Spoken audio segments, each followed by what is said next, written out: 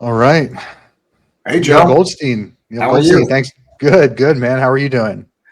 I'm doing great. I'm doing great. I've been sitting in an air-conditioned office, so that tells you that it's warming up here. You up in New York? I am on Long Island On Long in New Island. York. Yeah, Yeah. Yeah. We're down here in Florida. we're in Florida. Tampa Bay area, Clearwater? Oh, yeah. My stepdaughter lives in Tampa Bay, and my other daughter lives in Daytona Beach. So I'm familiar with the area. I was there for the first time a few years ago, and I was quite impressed with Tampa. Is that right? Yeah, I thought it's a great place for young people. Really good place. Very cool. I went to St. Petersburg too, and that was great also. Yeah, I love St. Petersburg. We're about 15-minute drive to St. Pete. Uh-huh. It's like a mini city there. It's Oh yeah. Oh yeah, yeah. super cool. Love it. The only thing that scares me is it's one bridge in and out, right? No, there's two. There's There's two. two. Yeah, yeah. There's Yeah. one in the south that goes down into Bradenton, and then another one that goes over into Tampa.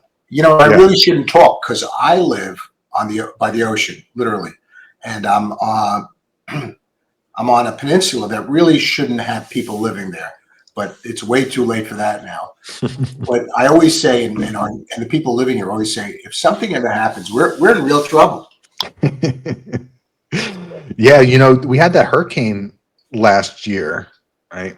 And we had Yeah, two of them, yeah, and we stuck out the first one. Nothing crazy happened, and then the second one came, and we're not in a flood zone. Our house, we're kind of up, hmm, kind of elevated where we are, but a lot of friends aren't. Anyway, everyone evacuated. yeah, And the main reason that we evacuated was just because I didn't want to deal without power for right, several days, right, without air conditioning and all that shit. right. Uh, so we went to Orlando, and for, the first 2 days, there was all the bridges were closed coming back into Clearwater. Wow, All, yeah, you just couldn't get in. So, I mean, we stayed at a hotel for five nights in wow, Orlando. Uh, it was it was nuts. We yeah, stayed at a really nice place, right? 5-star yeah, hotel, yeah. packed to the gills, and dogs everywhere. It Wow, was it was nuts. It was wow, nuts. Never wow. seen anything like it. Yeah, really wild scene. Well, I know my stepdaughter. She ran up to a friend, I think in Atlanta somewhere, and it was scary for a while, but fortunately, it worked out pretty much. Yeah, we had a lot of friends. Their houses flooded. My father lives down near Venice, and his house flooded too. He lives up in New Jersey as well. He's down here in the winters, but his place flooded. Still hasn't been fixed. They're hoping by June that it's ready. Um, but yeah, it's such a night. Just even getting like a foot of water in your house completely ruins it. Well, if you might remember that we got hit with Superstorm Sandy Yeah, back about 12 years ago. yeah, Nothing like I ever saw, and uh, the house that I'm living at in now, which is a relatively new home, I wasn't, I hadn't bought it yet, and it was the whole first floor was ruined. So yeah. it's the benefits and the liabilities of having a home near the beach. Right, right. My wife keeps saying, "Oh, I want a house on the water. I want a house on the water." It's like, Jesus, I don't know. I It's don't it's know. it's don't get me wrong. In the summer, I mean this. It feels like I'm on vacation all the time, but there's a price to pay for it, financially and otherwise. You're always concerned when they're predicting a storm. There's usually flood issues when it's a major storm. Fortunately, we're the block that I live on. We haven't had any issues, but there's a price to pay. Yeah, Flood yeah, insurance and right. liability insurance. Car insurance is usually more. So look, you deal with it I until know. until you're fed up. Yeah, yeah. I think her nagging about getting a place in the water is not high enough yet for me Right. to pull the trigger. You're a smart guy. And I keep on telling my wife, who we both grew up by the beach, so it's in our blood. But I keep on telling her that, you may want to think your priorities a little bit. Yeah. So yeah, man, you got a whole bunch of stuff going on, right? You're an attorney, you got a book, you got courses, you got all kinds of shit happening. Yeah, well, there comes a point in your life when you say, okay, let's make the pivot. And that I did that about 5 years ago, and that's when I decided to do some of the things that I've been thinking about for a good part of my life. Yeah, tell me a little bit about your journey there. A little bit, okay. I'll try to put it into a digestible summary. So I grew up by the beach in New York. I come from a very, very dysfunctional family, and I know a lot of people have done the same, but this is my story. So you're asking me, and I'll tell you that I grew up with a father who absconded from the home when I was about 12. I had a mother who was diagnosed with progressive multiple sclerosis, and for most of my younger years, she was in a wheelchair. I had two older brothers who kind of were doing their own thing, so I was stuck doing things that you wouldn't want your kids to do. And ultimately, I dropped out of high school because it didn't make sense to me. I really wasn't worried, or I wasn't guided about the future. I was guided by the present. And so the present for me was not being in a place that I didn't think anybody wanted me. And, I kind of just wandered. And so for 2 years, that's what I did. And fortunately, I met some people along the way during that moment who embraced me in a way that nobody else did, and influenced me in multiple different directions. And one was going back and getting my GED, otherwise known as General Equivalency Diploma, and going to community college, which was the only school that would take me at that point, and realizing that I was really good at this. And then I went to 4-year college, graduated, then went to law school at night. And, that was the big turnaround. The big turnaround was always when I think about it, was when I went to my mother when she was sitting in a wheelchair and probably going through real hell. I came to her with a bunch of papers asking her to sign and consent to me dropping out. And believe it or not, she did it. Wasn't that much hesitation, but I knew that she was in a lot of pain and she was going through her own hell, and probably the worst thing I ever did in my life. But fortunately for me and her, she lived long enough to see me at Lincoln Center in New York graduate law school. That's awesome. That's awesome. Yeah. Who are the people that kind of turn things around for you? The people. It's like the seven. You ever read the book Seven People You Meet in Heaven? No. It's a book and it was a movie. Really good. It's the people that you least expect. They would probably never even know that they had this much influence on me. So the first one was a social worker that I met one day when I was just wandering around. And I walked into a building that I had gone to preschool in because I remembered the building and I had nothing to do. And I figured I'd walk in there. He taps me on the shoulder when I was looking. I forgot what I was looking at. And I turned around and he says, "What are you doing here?" And I said, "I'm just looking around." And then he said, "Don't you have to be in school?" And I didn't have any, I didn't have to be in school, but I didn't know what to tell him. And I said, "I'm not a school kind of guy." And he gave me this great smile and he said, "That's okay." And from there, we just started talking and creating a bond and a relationship that up to that point, I did not have with an adult or with anybody really. And so he was a major player for me at that point. And I'm sure wherever he is today, because I don't know where he is, he probably had no idea the impact that he made on me. And that's a life lesson, right? Yeah. You speak, and you do things, and you don't know the impact you're going to have on any one individual. Yeah, it's funny you say that. I must have been 12, maybe 13 years old. And, I was a sports player and, had all guy friends and we'd bust each other's balls and, fight with each other, all that stuff. Right. And, honestly, we were like assholes to each other, right? We were friends, but we were Yeah. dickheads. Constantly fucking with each other, playing pranks and just being stupid. Anyway, my grandfather and my best friend Casey, we went to my grandfather's house over one weekend. We spent the weekend there, and my grandfather observed. My grandfather's a really good guy, really, really successful, really good person. I've always known this, and he observed how mostly I interacted with Casey. And then at the end of the weekend, I remember I said something to Casey, some snide comment I said to him.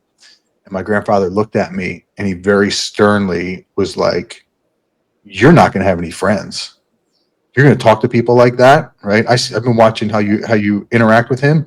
You're not going to have any friends.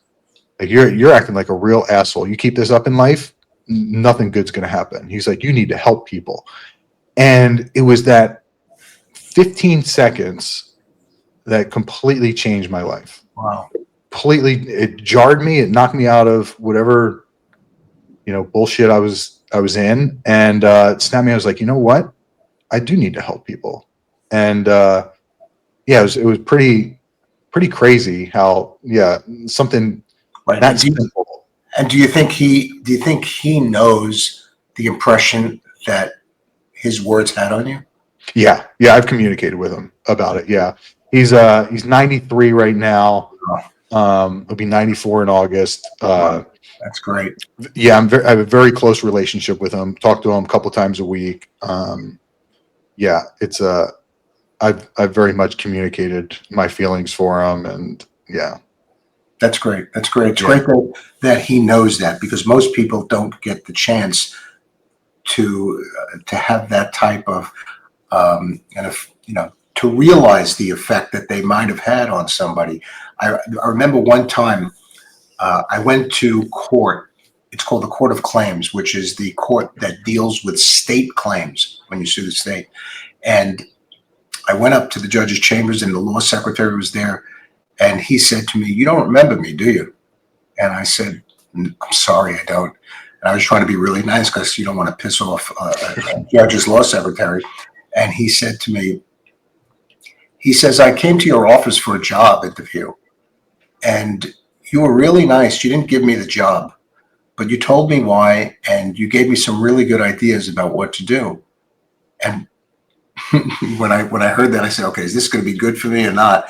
And it was, in the end, it was very flattering that he remembered me. It's always flattering when somebody remembers you, right? So, the fact that your uncle was able to, hear and see what his words did is a real blessing. Yeah. Several years ago, I don't know, maybe 7 or 8 years ago now. Somebody passed away or something, and it just kind of made me realize, okay, how delicate life is, right? And how you can drop dead at any time. You get in a car accident, have a heart attack, right? Bodies are frail. And people die. So I said, you know what? I remember I wrote a eulogy for my mother when she passed in 2012. I wrote a very, very good eulogy, very long, and delivered it at the church and all that. And I said, you know what? I wish I would have told her all of these things. So I wrote him a letter. And I said, look, basically I said, here's what I would say at your eulogy. But I want to communicate it to you. And yeah, it was very, very well received. Oh, that's great. I love that. Love that. Yeah. It's it's funny. When my son was born, he's 29 now. When he was born, the first thing I thought about, it's going to sound crazy, but this happens, I guess, when, you grow up in, a real screwed up place like I grew up. And I thought about what kind of speech am I going to make when he has his bar mitzvah. You know what bar mitzvah is? Yeah. He's 13, so we throw a big party, whatever. And why would you think about that when somebody's, your kids are young, whatever? But I was thinking about it. And then I thought about it again 5 years later, and I said, oh, I'm still far away. Then I thought about when he was 10 years old, and I said, well, that's in 3 years. And then, of course, the day came. And I'm a very emotional person, I show my vulnerability all the time. I think it's essential. And I had everybody crying at that. It's supposed to be a celebratory event, and I had everybody crying, and I had my son crying, which is very unusual. That's a big having a teenager crying, Right. rather than being embarrassed. I felt bad. That's an accomplishment. Right. Yeah. But those moments like you had are quite memorable. Yeah, for sure. How many kids you got? I have two. I have two of mine, and my wife has two, so we're a blended family. 4 kids. Yeah. Are they all? It was one of the things that it was very important to me to have, a family and a connected family, one that doesn't have too many issues. Yeah. So your two daughters are down here, is that right? My two stepdaughters are down there. Okay. My daughter, who goes to graduate school in DC, and my son is on Long Island with his wife, and he's a financial advisor. Nice. Yeah. And your situation is children? We have a 13-year-old daughter. Yeah. Oh. Yeah, 13-year-old daughter. 13 years old is key, man. Those are the years. Those are the years. Yeah, it's fun. She's going in 9th grade next year. She's a avid volleyball player. She was a gymnast from age 2 to 11 or 10. Yeah, very athletic. She gets that from me. Her mother's not the most athletic, but that's great. By the way, my daughter was into tennis in high school, and I really think that was key for her. It was key. Yeah. It's been great. We travel all around. We're in Orlando next weekend. We just got back from New Orleans. Oh, that's great. A couple weeks ago. Yeah, we might be going, if they place a certain amount at this tournament, then we'll be in like Houston or Dallas in June. Right. Yeah. So it's great because when I tell people when you have a little kid, as you will remember, a little kid, they think you're God. They think you're everything, daddy, whatever. And then there comes this point when they think you're an asshole, and if it has an idiot, and that's somewhere around the early teens. Sorry, yeah. And that stays with them. Usually, girls, it goes away quicker. And my daughter had that. My son had that. And my daughter and I are extremely close now because they come back. And, my daughter and I speak almost every day, and she's always sending me hearts. And we have a great relationship. Really good. Oh, that's great. That's great. Yeah, we're probably towards the end of that phase. Yeah, we're towards the end of that phase. It still comes about. I was just showing her how to create a highlight reel. She was just in my office like a half hour ago. I was creating a highlight reel for some of her volleyball stuff that she wants to send to schools. And it was, I could tell she didn't like that I knew how to do it, and she didn't. I could tell she was like begrudgingly kind of like letting me show her. Right, that's great.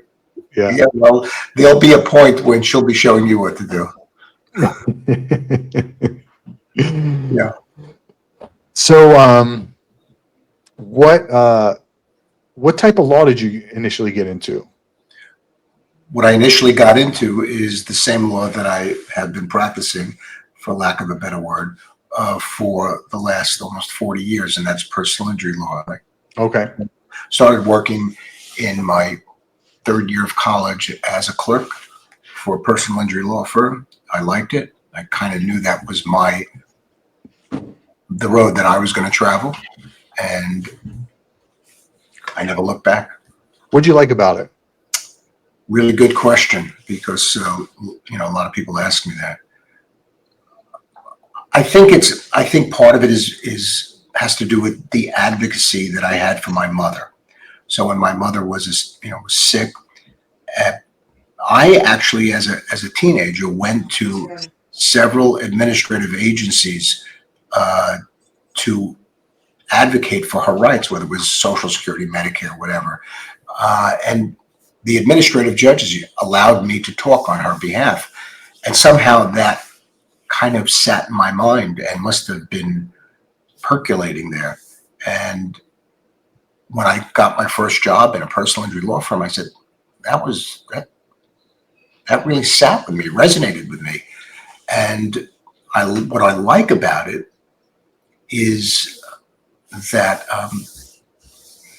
it's real. It's real, everyday challenges, and sometimes in our business, significant challenges that people go through.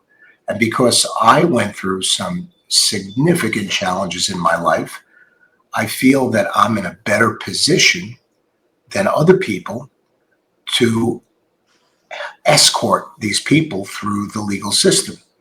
And the legal system often is quite unfair and frustrating.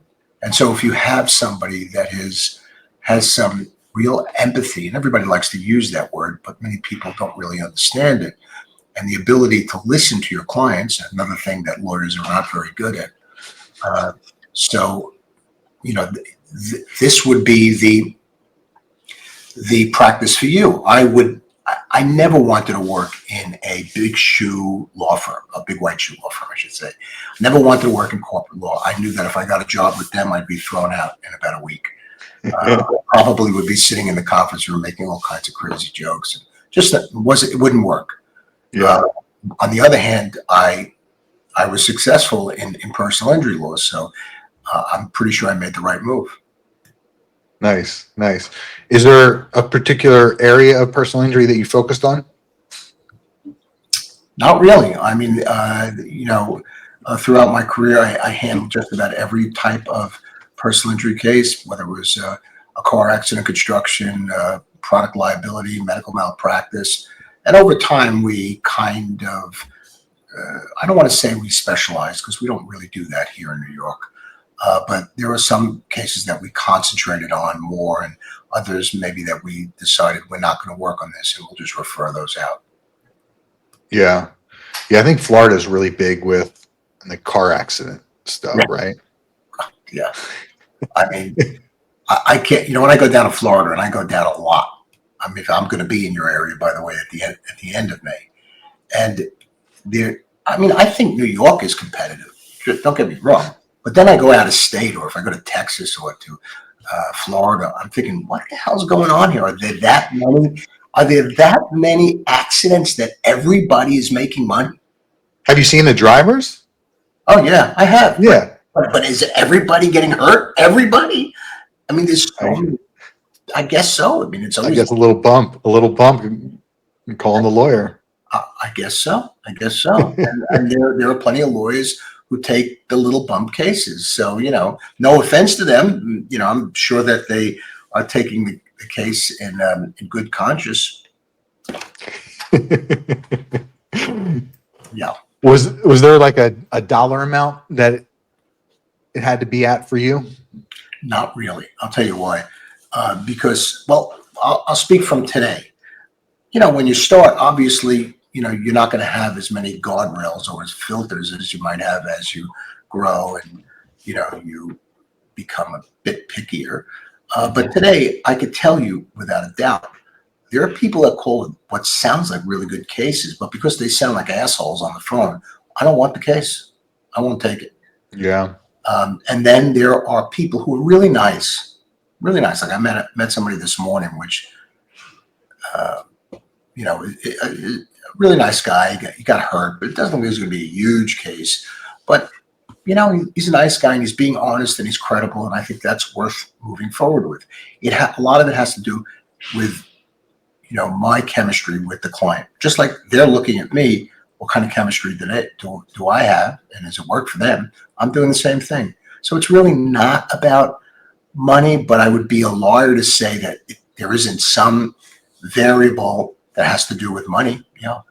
Yeah, of course. I mean, yeah, we don't take on certain cases, or I mean, we have our minimum fees, I should say, right? So if, you know, estate planning client comes to us and they got, you know, no house, maybe $15,000 in the bank account, and they're like, we're like, before we even get a consultation, we're like, hey, our rates are started at 6,500. Right. It's kind of like, oh, okay. Right. And there are, you know, there are lawyers that will take care of that stuff for, I guess, some price. But yeah, I can't you know, work for 2 years not getting paid, and then the payoff at the end of the case is, you know, $2,500. That's just not going to work.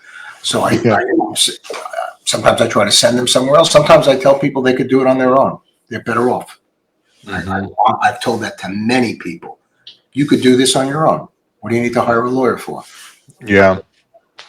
What is your biggest lead source? Me. Okay. It's personal. When I say that, and I'm not trying to be funny, but personal branding seems to be how branding has evolved over the last several years, going from corporate branding to personal branding. So, and there are corporations now that try to incorporate personal branding into their line. Sometimes it works, but personal branding, the person themselves and their authenticity and how they present themselves to their audience, whoever that is, seems to be the way to go now. So I've always done that because that's the way I live. That's my mantra. I'm authentic. I'm real. I tell people the God's honest truth, whether they like to hear it or not. And you know, over X number of years, that really resonates with lots of people, because lots of people don't have good opinions of lawyers. Yeah. Yeah. The general viewpoint of lawyers is not good. No. And lawyers don't really, it doesn't seem to bother them as much as I would think. And that's okay, because it means a better living for me. But there are lots of lawyers that just don't get it. And they're usually my age. Yeah. Yeah, I can see that. So in regards to your brand, are you getting mostly referrals? I do get referrals, but just so you understand, so my firm has pivoted so that at this point in my career, I don't do any more day-to-day work on the cases. I don't go to court. Pretty much don't go to court. What I do mostly, besides my non-legal stuff like the books and speaking and all that other stuff, is I see clients. I meet clients because I still love doing that. And I'll sit with them for 2 hours if I have to and talk to them, whatever the case may be. And then we have joint ventures with other law firms. So I have them do what they have to do. I stay in touch with the client. I don't just say to a referring attorney, here's the case. This is typical, right? Here's the case. Call me when it's finished so I can get my check. I don't do that. You know, I say, here's a client. It's a really good person. Here's what I worked up. We have a fee agreement. That's great. But I'm going to still talk to the client. I want to know that the client is being served well. The client's going to call me if he's got a problem. And my office does that. So we work on a you know, we send cases out, but it's not, and some lawyers don't mind and some lawyers mind. And if you mind, then you probably don't want to work with me. But some lawyers embrace that because I'm taking some of the burden off of them. I'm keeping the relationship real. And so it's worked out, and financially, you couldn't find a better profit um, platform than what I'm doing. Not, Yeah. and I wouldn't have done it, 10 years ago, but I'm doing it now because it's increased my quality of life and just great. What areas do you refer out most? I refer out my personal injury cases. Oh, okay. So Oh, that's where we are today. So I got it. refer Got it. my personal injury cases. Unfortunately, we have a great online presence, and even though I'm not always thrilled with online stuff, but I have great online presence, and so we get cases all over, but primarily in the Northeast. And so those cases get referred out to, you know, different firms. Yeah. In New York, it's usually one or two firms, but that's the way we pretty much handle it now. And Smart. it's just made a major quality of life improvement. And you have to find at what point in your life do you want to start increasing the quality of life at home, which you probably have sacrificed for the last 30 years. And, do you want to make that pivot or not? And a lot of lawyers my age don't. They'll work until they're dead. They'll sit in the office. Okay, so let's say a potential client comes to you, you do a consultation with them. Yeah. They're obviously coming to see you, Yeah. right? Right. And then you're telling them, "Hey, look, I'm going to refer you out to this law firm." And are you getting pushback from them on that? Like, are they like, "Hey, I want you to handle the case"? Are No, you running into that? no, because I don't present it that way. I don't misinform them. I tell them that I'm part of a team. I am part of a team, which you will have. And unlike other clients, you now have a relationship person just for your case, right? Just so I tell them you could call X firm and get your status or whatever, because they're going to be doing the day-to-day stuff. That's the way a team works. But if you have a problem that they're not answering right away, or if you need to ask me a question that they can't seem to answer, uh, call me anytime. Anytime. I'll come see you, whatever. I give concierge service to my clients, so I don't mind driving to them.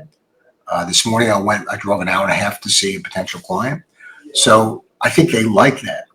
And if you're coming off genuine and you're not looking to bullshit them, Yeah. and a lot of lawyers, might say, okay, just sign here, and then the client finds out 2 weeks later or a month later that's another firm that's handling the case. That's bullshit, man. That client's going to be pissed off, and you're probably going to lose the case. But if you set the table the right way, the client feels like, hey, okay, so I have a team working for me, and Neal is the go-to guy if I have any issues. And that's important because if you, as we just talked about, if you believe that most people have a negative impression of lawyers, especially personal injury lawyers, then having a person like me there is makes a big difference. Yeah. Yeah. I love that.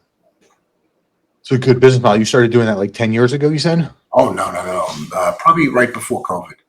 Oh, okay. Right before COVID. Okay. So So relatively new. it was just something that almost was inevitable for me. I mean, I knew where my strengths were. I knew what made me successful up to that point, and I just kind of zeroed in on it. Got it.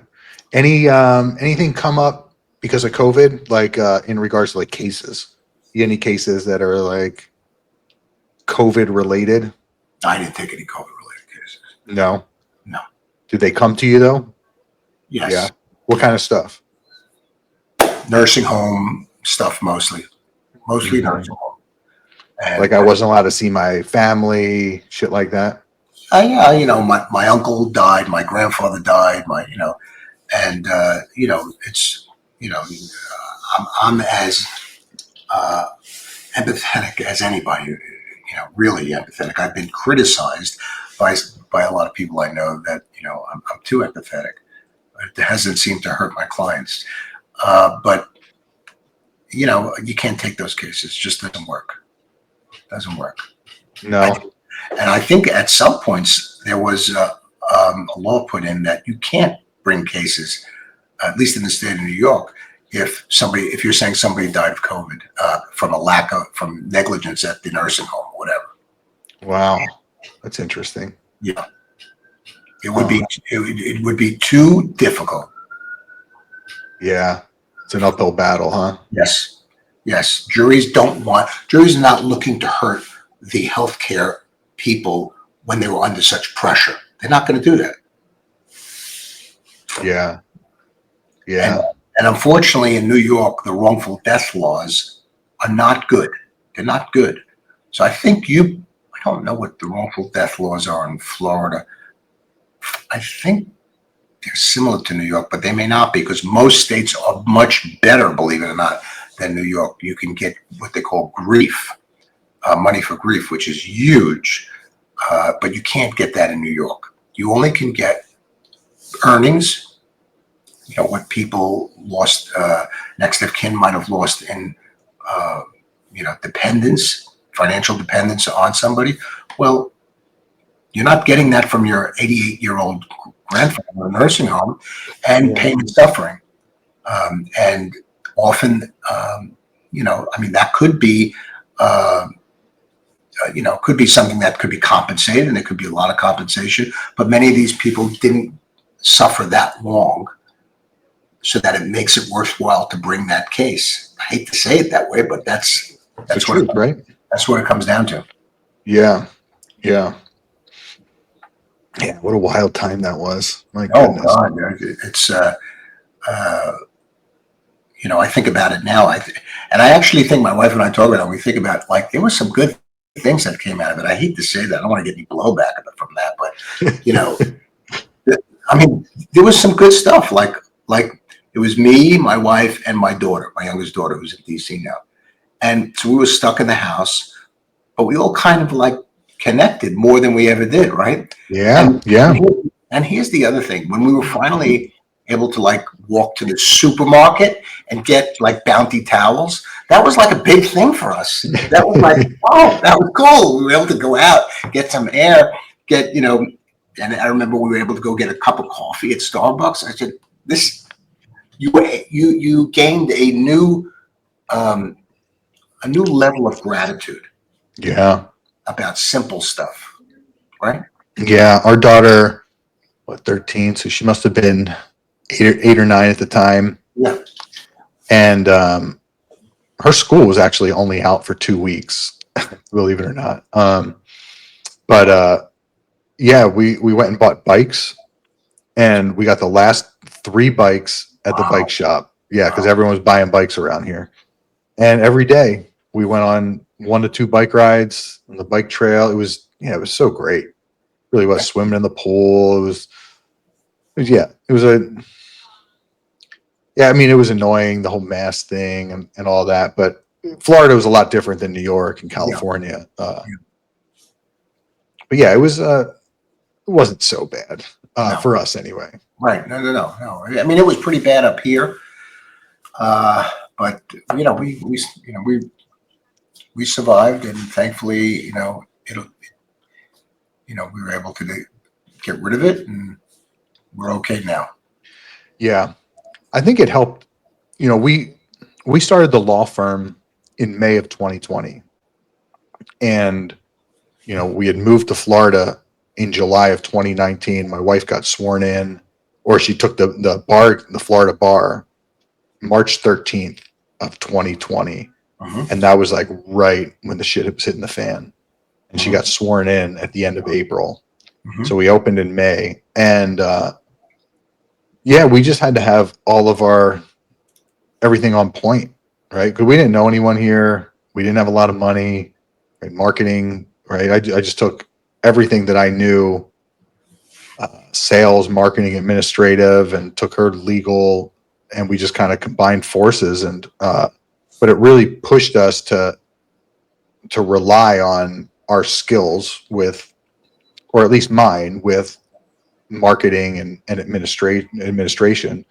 Because if we didn't, I don't know what we would have done if it wasn't successful.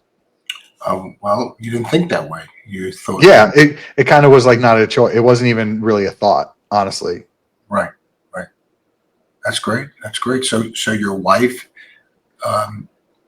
is the attorney, handles all the legal stuff, correct? Yeah, yeah, You handle the business side of the firm. exactly. Yeah, yeah, Um, and working together, how's that? Although I was listening to one of your podcasts about, I don't know who you were speaking. Oh, Jordan Ostroff, right? yeah, He works with his wife too. yeah, Oh, yeah. sure. It's great. It's you know, there was one point. It's funny. There was one point. I think it was maybe June of 21, maybe a little bit before that. Mhm. And I had been working with her for 5 or 6 months, and we started bickering about just random shit, right? And it went on for like a week. And I was a real estate agent out in California for several years, probably like 3 years before we moved here. And California prices are really high, commissions really high, sales were easy, so I was making good money. We decided to move here, but I got my license here, um, and so I finally was like, screw this. I'm not going to work for the. I'm not going to work. It's best if we don't work together. Mhm. That's what I said. So we found somebody to be an administrative assistant for her that was going to take over what I was doing. We Right. hired her. Um, the day that she started, I guess the second day that she started, we had a trip to New Jersey, our annual trip. So we went to New Jersey for a week, came back. As soon as we get back, um, we all get COVID, our household, all three of us get COVID. And it was kind of nasty, right? For about 2 weeks, I was like, not in a good, not doing too well. Right. And neither was she. It was pretty rough on her too. Right. Coincidentally, it was like date coincidence. The phone just started blowing up and leads just started coming in like Wow. crazy. Yeah. And she's got, 101 fever, and she's doing consultations and she's collecting money, and the business just shot up in Wow. those 2 weeks. Just That's great. really fucking killed us. But then it was like, all right, I got to help out with some of this work, and then it just never stopped. So I guess it was probably like a month after I said I'm going to go back into real estate. It was like, I can't go back into real estate. This is, she needs me here, and it's and ever since then we haven't fought at all, and it wasn't even fighting; it was just bickering. I think the biggest success, or the successful action that we've done, is really delegating the hats, where I'm responsible for HR and the marketing and the finance and the planning, and okay, she was not anymore, but the sales. She was responsible for the sales and the legal work and the quality control. She doesn't really have to do sales much anymore. She does for some higher end clients, but yeah, we really delegated the work. Is he going to start barking here? Is that a setter? No, golden retriever. Yeah. Yeah, Great. I think our assistant comes right around this time, picks him up, takes him home, walks him and stuff. So he might bark in a second.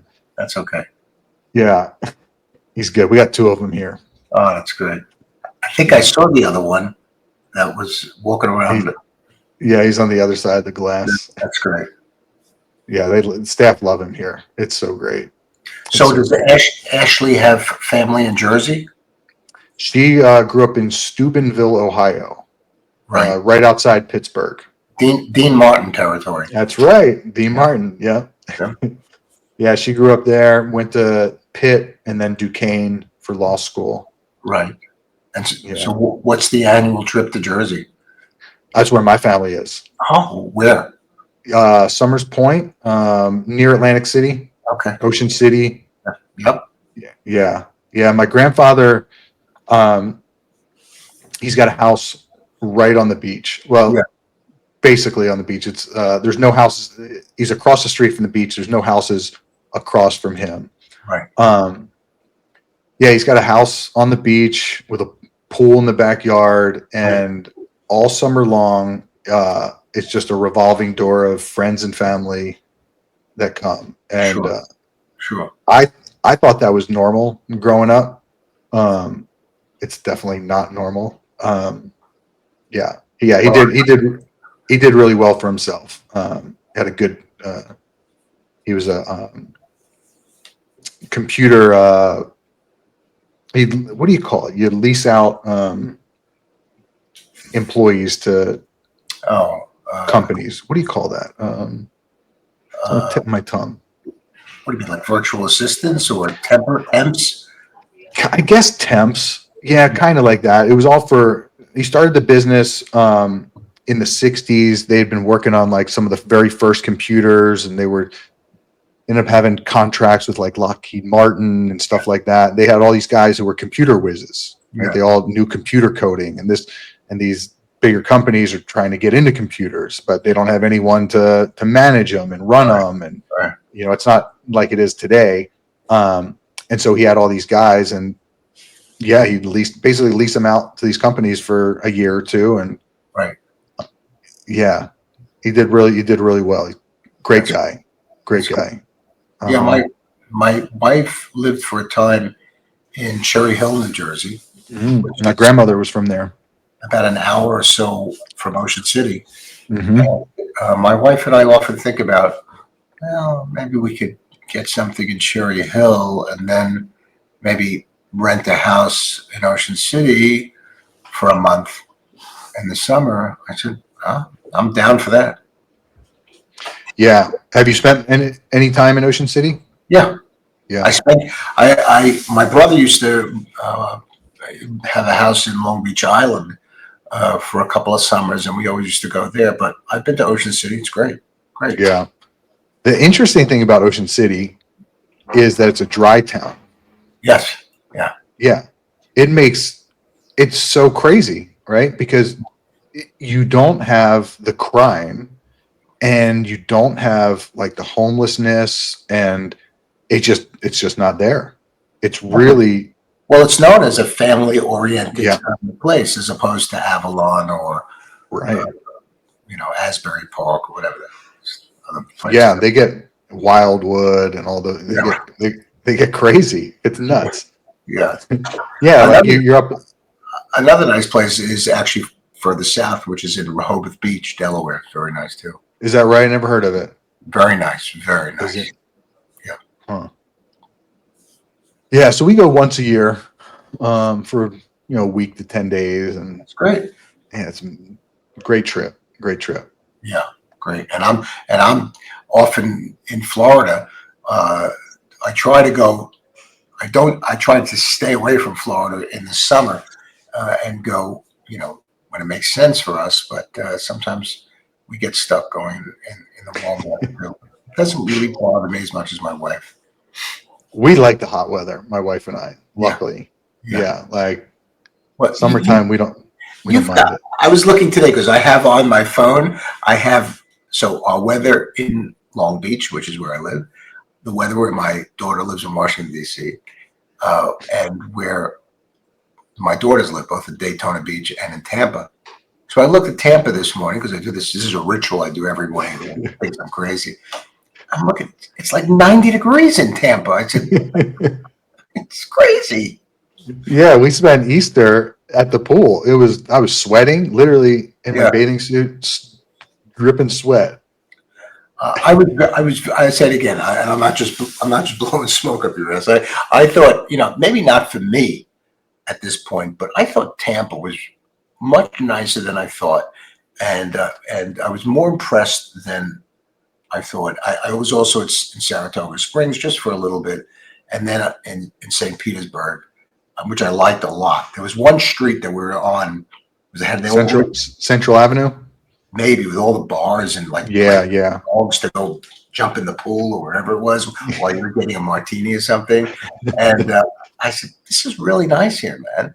And I could see, especially if you're a young person and you're making decent money, even though prices have gone up, I know, but it's better than being in a high cost of living state. Still, I mean, it's better than living in terms of money, just Yeah, speaking of money, um, than being in the big cities. It's just, you can't, totally. you can't touch Manhattan or Long Island or LA or San Francisco. Can't touch them. And those places aren't really safe either. Well, it doesn't stop literally millions of people from living there. So Yeah, it's not like, uh, you know, uh, it's not like the safety thing has affected anybody from living there. Now I go into Manhattan because we have a railroad that I could walk to from my house. That's how close we are. Uh, and I could be in Manhattan in 45 minutes. So we go, well, 4 or 5 times a year. Maybe we want to go out and see a play, or maybe we want to go to dinner somewhere. We meet some friends. I've never had an issue there, and I've always been fine. I'm sure there's issues there. I have no doubt about it. But it doesn't stop all these young people from, like, just to live in Manhattan. They're willing to live with 3 other people in a one-bedroom apartment. I mean, yeah, it's crazy. I would never do that. But I'm yeah. not. I couldn't do that. I couldn't do that. Yeah, I look at, I've spent obviously time in San Francisco, LA, New Yeah, York, yeah, and Tampa, even Orlando. Tampa and Orlando, they're very, very clean cities. yeah, yeah, Very, very clean, yeah. right? Not a lot of homeless. Um, yeah, yeah, like, in LA, you got tents all over the place now, and Yeah. people shooting up in the streets.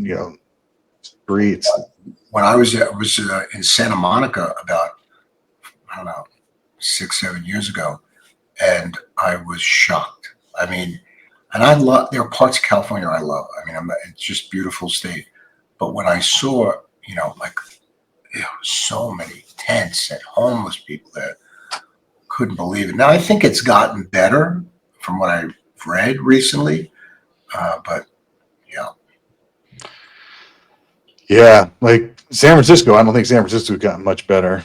Um, yeah, but yeah, and we were living in Santa Cruz, which is in the Monterey beautiful, Bay. beautiful. Loved it. Gorgeous area. Yeah, Gorgeous. yeah. But we were there. I was there from 2002 until 2019. So Oh, that, yeah, that's a proof. I don't think you get much better than that. We drove down Pacific Highway, and we stayed. When I brought my wife to this hotel, she was literally crying. That's how oh, beautiful it was. We stayed at a place on the Big Sur, and there's some special places in Big Sur. wow, you almost want to cry when you get there. And Yeah, uh, it was great. And Monterey was great. And Carmel, we stayed. We've been all over the Central Valley. I think it's called the Central Coast, whatever it is. And I know Santa Cruz is a little further north, right? yeah. So there's the Monterey Bay, which is like a half moon, Yeah, and Monterey is on the south end of the tip, right. and Santa Cruz on the north end of it. Wow, About 40-minute drive right, from one end to the other. right. Uh, yeah, Santa Cruz, Monterey's higher end. Um, yeah, yeah, higher end houses and stuff. But look, I mean, the median house price in Santa Cruz was 900 grand. You get a shitty shack, 1 bedroom shack house, 900 grand. Wow. Yeah, yeah, wild stuff. 1 bedroom condo, 650. And this is 2019. I don't know what it is now. Up. Uh, yeah, but man, it was, you know, we lived about a quarter mile, if that, from the beach entrance. We were close to the beach. Actually, we could hear waves crashing sometimes. But the entrance to the beach was probably about a quarter mile, and then the redwoods, the state park, Nizine, was a mile away. So I'd have the dog at the beach, and then I could go and take him hiking in the redwoods. It was just, yeah, That's great. so pretty. Yeah, you're very, very lucky to have lived there. Yeah, for sure. And as long as we did, but it kind of went to shit. Really? Yeah, yeah, Really? yeah, it went to shit. Yeah, because several factors. One, Silicon Valley is right over in San Jose, so there's the Santa Cruz Mountains that separate San Jose from Santa Cruz, and it's a pretty gnarly road, Highway 17. It's not the nicest to travel, but house prices went crazy over there. We're talking about, like, for a one bedroom shack, you're talking about like 1.7, $2 million. Crazy, because all these people are making funny money. You're getting Right. like 23, 24-year-olds making $1 million salaries over there. And they started getting priced out. And so a lot of them moved over into Santa Cruz, Mhm. and the traffic got unbearable. Like, Right. for example, my daughter's gymnastics was 3 miles from our house. Okay, 3 miles. It would take, right, I'd pick her up. She'd go to school, leave school at 4, be at gymnastics from 4 to 6:30. It would take me 45 minutes to get home. 3 miles. Yeah. Just nuts. I ended up buying a Vespa because in California, you can split lanes. Mhm. And so I'd pick her up. She'd be in her leotard, have her in the back of the Vespa on the highway, because all the cars are standstill. And I'd get home in 10 minutes going, 15, 20 miles an hour. Construction and traffic is just. I was in Miami recently for an event, and when I got out of the airport, I felt like an idiot because they had all this, and then there's plenty of construction, in New York too, like at the airport. And this happens all over. So I'm getting out of the airport, following the GPS. GPS is worth shit because they don't know every day something's being closed or whatever. So the sign said this way. So I went this way, but I guess I didn't because I wound up going back around. And I did that like 5 times. And I'm glad I was alone. Otherwise, it would be very embarrassing. And I said, if this happens one more time, I'm going to park the car over there. I'm going to call Hertz up and tell them to come pick their car, and I'm just going to take an Uber. So it's all over, man. It's all over. Oh, that's funny. That happened to me recently. I'm really good with directions. And my daughter has a very good sense of direction. My wife, my dead grandmother has a better sense of direction than my wife. Okay. And we were traveling. I forget where we were going a couple months ago, but we had to get up at like 4 a.m. to make our flight. And I get to the Tampa airport. I'm going in. I need to go to long-term parking. And it's a big loop, right? It's a big circle there. And I missed going into long-term parking. Right? And we were kind of running a little bit tight on our time. I missed it. So I got to go do the whole loop. And then I miss it again. I got to do the whole loop. And she would not let me hear the end of it. She fucking gave it. I'm sure. Yeah. Because we're constantly busting her chops about her sense of direction. That's great. Yeah. Yeah. But yeah. So on completely another topic. Yeah. You got online courses and you got a book, right? Yeah. Tell me a little bit about it. Well, the first book, I think there's a picture up there of it. Who's in the Waiting Room? Create the life you want through authentic relationships. It's basically a memoir, and it tells a number of stories that I went through and some lessons that I've learned in my life that carried through to my business life as well. And so I give everybody, a series of, actionable tips at the end of each chapter, stuff to either think about, maybe write about. And, I basically set the general idea that we can be successful in our lives, whether it's business or personal, by creating genuine and authentic relationships, and not just followers or people that are friending you on Facebook, because that's all bullshit too. Yeah. It's real authentic relationships. So that was a book that I wanted to write for a good part of my life, and I was very pleased with the how many people embraced the book, and the calls that I got was just really nice. And just recently, I came out with a second version, different, of course. It's Who's in the Waiting Room for Personal Injury Lawyers, How Not to Blend In. And so I gave 68 pretty strong tips to lawyers on how to be more of a human being and less of a lawyer, and how to drop their ego, which seems to be a real problem for lawyers. And Yeah. we can go into a whole bit about that. And of course, that's what attracted me to your Facebook group, because you don't see that too often. And I just have the one way we. And by the way, you asked me about my course. Yeah, I have a course that through video allows people to kind of go inside my own head and see how I've done things. So, the truth is that this idea of lawyers having this ego is basically indoctrination in law school. I mean, you walk out of law school and you think, or you're trained to think, that you're better than other people. And that's not what it's supposed to be about. But yet, that's what law schools generally do. Now, maybe there are little changes happening now, but not enough, because as I said, most of the population doesn't think well of us. So Why is that though? What do they? Is it just like?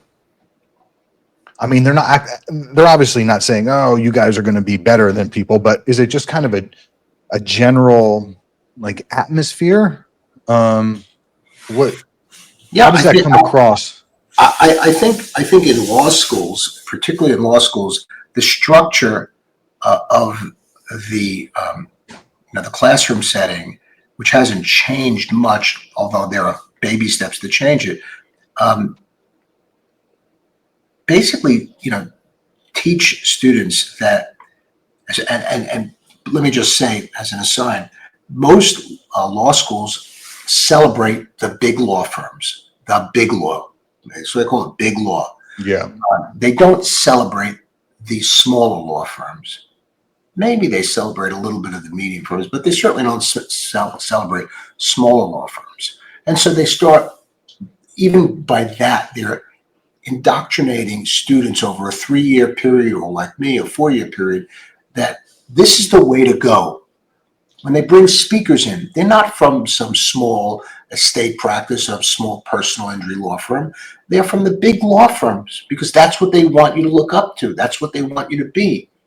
And it just sends the wrong message. The message is, well, you go to law school, you reach for the stars, and if you don't make that, well, then you can join one of these other law firms, the secondary group, which really does the dirty work for most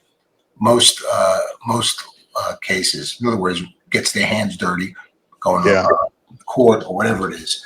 But I don't know if there's one simple answer as to why this happens in law school, other than to say this has been going on for a very long time, and it really hasn't let up. Interesting. Yeah, I mean, obviously, I don't have personal experience with it, and I haven't. I don't have a lot of relationship with personal injury or big law, and I want to. So I want to start getting some guests on here who are right in big law and that type of thing. My guests and the people I've interacted with have mostly been, business law, estate planning, probate, some personal injury, and they're all, they're small or solo or small, mid, and all of them. By the way, I'm sorry to interrupt. If I don't say it, I'll forget about it. But I'm surprised that you haven't interacted more with personal injury lawyers. And I often wonder why estate planning doesn't work closer with personal injury lawyers, because quite often clients get a sum of money that they've never seen in their lives. And I, as any good lawyer would do, and I'm sure most lawyers don't do this, I tell clients that when they get their money, especially if it's a decent sized money, you have to speak to people. You can't just take this money and, you have to take care of yourself, you have to take care of your family, whatever it is. And you would think that would be a good, two firms that would complement each other. Yeah, that's interesting. And that's, quite frankly, that's been one of our weak points, is the networking. Yeah. Yeah, it's just been a super weak point for us. Like, when we first started, that was the plan, was to network, right? And then COVID shut that down. Ashley is super personable. She's beautiful. She's super intelligent, very, very, very personable. So it was like, before we even started, I'm like, oh, this is going to be a shoo-in. She's going to go network with people, and everybody loves her, right? She's the sweetest woman in the world, funny, all this. She's just got everything going for her. And then COVID hit. And we weren't able to network. So we had to develop leads, marketing, all that stuff. And it very quickly got to the point where we had so much business that we just had to keep hiring people. And the more people we hired, the more I would market, the more we would sell, the more people I had to hire, the more I'd market, the more I'd sell, the more people I'd hire, right? And there's never been any breathing room. We're just kind of getting to that now. Mhm. But she's kind of wearing the COO hat. Mhm. So she's overseeing all of the production, all the paralegals, legal assistants, attorneys. So, but she's still very much involved, and getting out there and networking has just been, there hasn't been time for it. Well, the truth is, I was going to say most networking fails. The typical networking events. Yeah. They're useless. If you want to get rid of 500 business cards, go to a networking event. True. If you want to network in a way that's really going to give your brand a boost, it's to get involved in organizations, whether it's philanthropic or it's civic or it's I don't know, whether you want to collect stamps, or I don't know, coin collect, I don't know, whatever it is. Those are the things that you have to get involved in, things that you really have some passion for, some interest in. I got involved in the Multiple Sclerosis Society for a long time because that's what my mother had, and I wanted to help other people like her. Now, when I went there and I talked to those people, they didn't see me as the guy that's looking to get business. They saw me as the guy who really has his heart in this. And over time, of course, people found out I was a lawyer, but I gained their trust. And I'm not saying that I did this underhandedly or, in a what we call a Machiavellian way. I didn't do that. I did that because that's what I wanted to do. And I wanted to let people know that I really want to be in this networking group. And so you have to find what works for you, what works for your wife, what lights her fire. Is she in? Does she like, for instance, some like some people like environmental issues. Some people like stuff with kids. Those are the things to be involved with. If you think you're going to go to a bar association event and all of a sudden pick up a lot of cases, that's probably not going to happen. You have to assume that's probably not going to happen.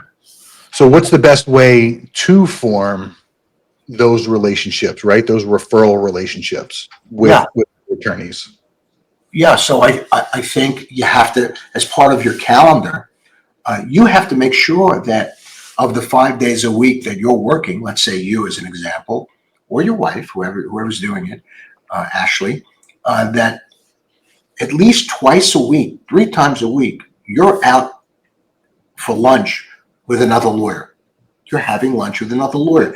That's where your marketing dollars should go. Don't, spend thousands of dollars on AdWords or, digital stuff. Digital stuff has its place, but taking somebody out for lunch and breaking bread with them face to face. There's nothing like that. And if you do that, yeah, it's not going to happen immediately, or maybe it will, but it will happen over time. There's nothing better than doing that. I try to keep Yeah. myself busy all the time, meeting people for lunch, past clients, current clients. I do that. And then again, people think I'm crazy, but it's worked for me. I have people that, come back to me all the time. I have lawyers that refer me cases. It is what it is. But I mean, it has to be genuine. It has to be authentic. So when I was, as I said, involved in the Multiple Sclerosis Society, for 3 years, I was president of this community center that I had a real liking for. In fact, it was where I met that social worker. And so my heart was in it. People saw that. If you're going to go to a networking event or some other event and just try to sell yourself, people see right through that bullshit. Totally. And so don't waste your time doing it. Don't feel bad that you haven't gone there, because you probably haven't gone there because you really don't want to go. You probably want to. That's the truth. Don't go to places you really don't want to go. Go to places that you want to go to. Let's say you're into motorcycles, right? So you want to go hang out at the motorcycle club. God bless. That's great. You'll probably get a lot of business because people will see that you're really there to have fun and connect with other people who have the same interest. And at some point, they'll know you're a lawyer, and boom. Yeah.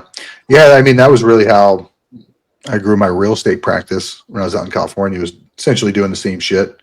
I was very big into the CrossFit community, got a lot of business from friends and acquaintances there. Right. Yeah. That's key. But keep your calendar busy, meeting people, having, as I said, lunch with them, have a coffee with them. I think that's key. Whenever I meet with people, on that level individually, there's always a positive feedback. Always positive feedback. Always. It's always a good time.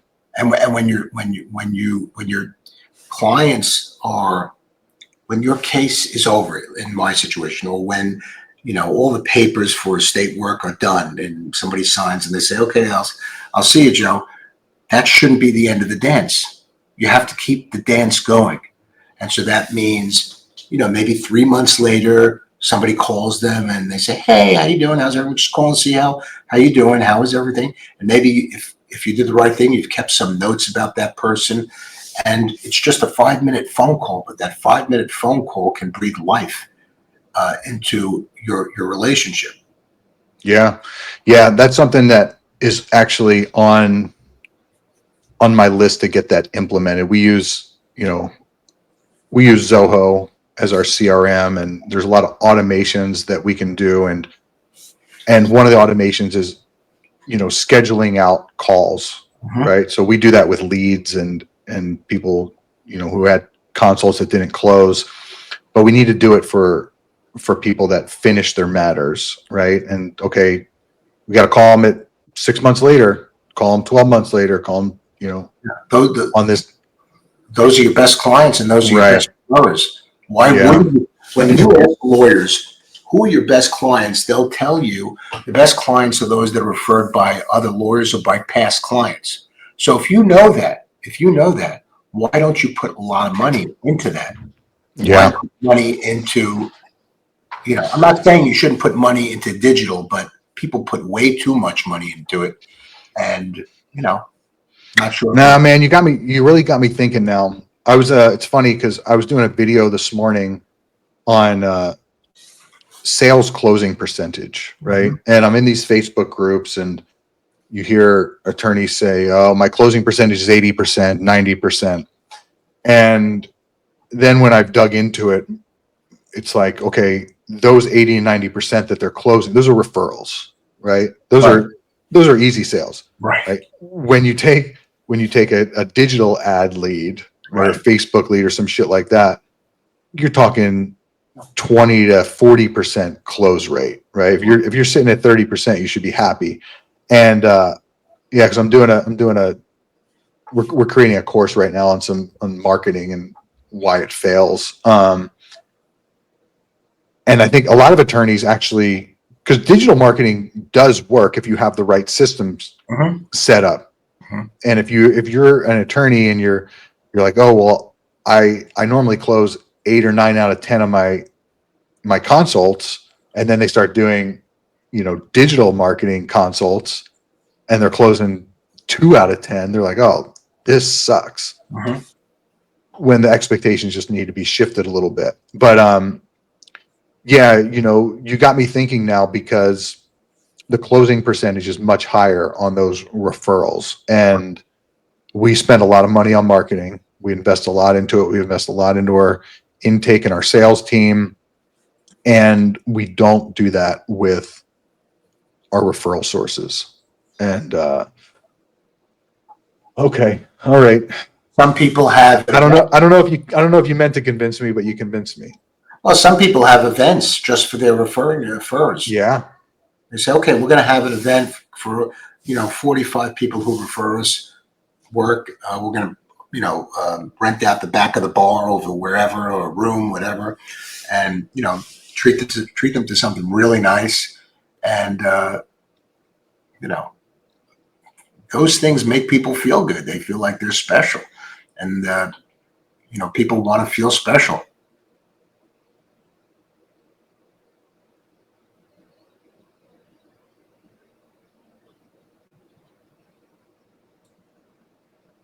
Lost you there. You there? Yeah. Can you hear me? Yeah. Okay, good. Yeah, not sure what happened, but cut out. Okay. Yeah. But So, those events. Yeah. What? Yeah, you're right. Those events are, we need to start doing them. Yeah, it's something that we have to get better at. It's not easy. I mean, because there's a million different things going on at one time, and it's hard to stay focused on one area or two areas. But that's what you have to do. Again, digital has its place. Don't get me wrong.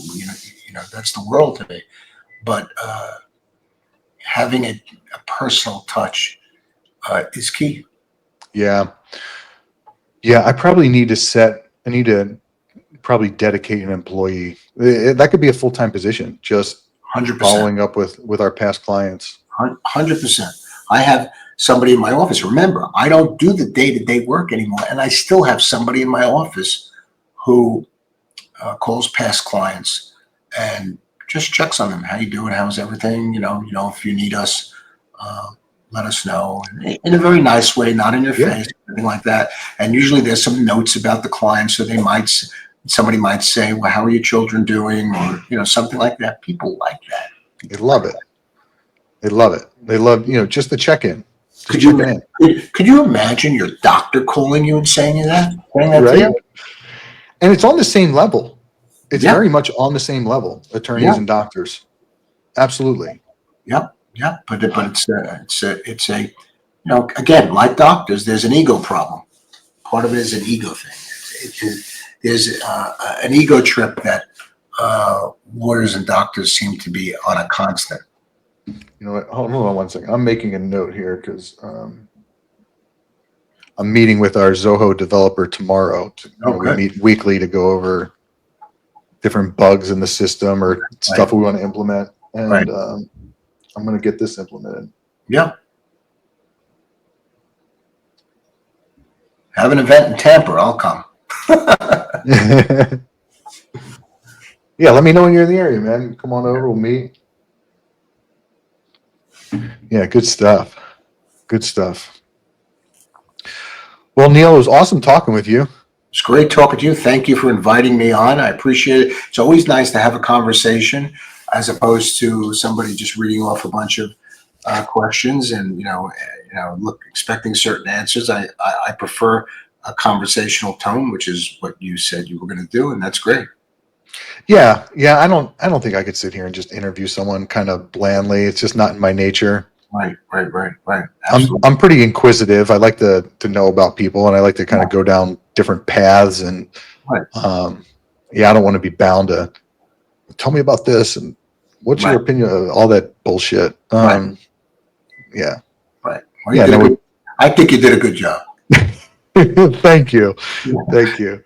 Yeah, man, it's been fun. It's been fun meeting lots of attorneys, and hopefully our paths will cross again. For sure. I mean, we're in the Facebook groups, and if you ever need anything, you know where I am. You can always reach out. Thank you very much. Same here. All right. Good seeing All you. right, Neil. All right, Yeah. take care. Bye-bye. Bye.